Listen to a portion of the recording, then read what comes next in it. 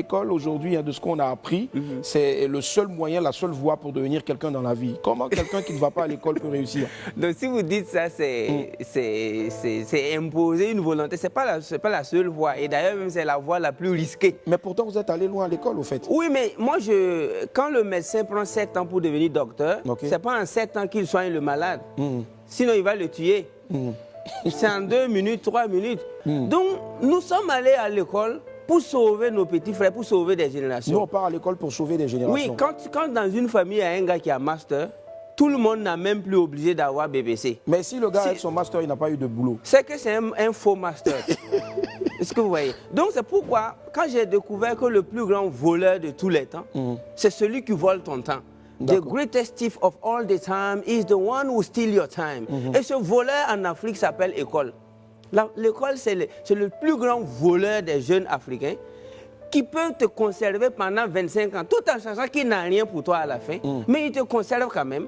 C'est pourquoi j'ai dit à la jeunesse africaine que nous ne sommes pas des Chinois. Les Français, les Américains, les Indiens, et ils vont à l'école pour préserver des acquis. Parce que les arrière-grands-parents étaient riches.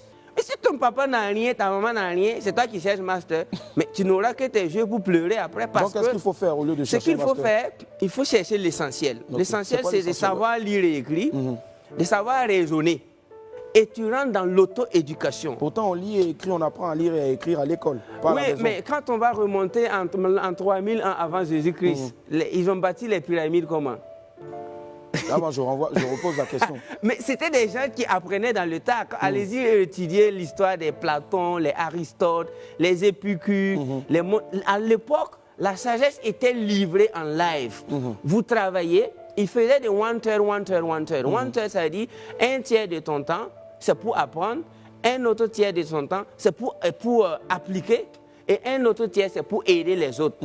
Donc, les gars prenaient cours maximum 3-4 heures par jour, et le reste c'était pour travailler et bâtir. Mais aujourd'hui, nous avons une jeunesse capable de prendre cours de 8 heures à 18 heures, comme si c'était pour fabriquer des avions. Et alors qu'après, c'est juste pour devenir chômeur. Donc, on ne peut pas risquer toute une vie et une jeunesse à la recherche d'un papier sur lequel on écrit nom, prénom, diplôme et puis cachet.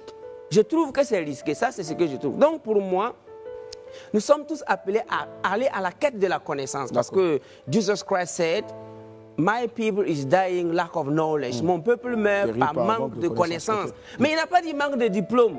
Il a dit manque de connaissance. La connaissance, c'est tout ce qu'il nous faut et tu dois payer le prix même qu'il faut pour connaître. D'accord. Mais est-ce que nous connaissons?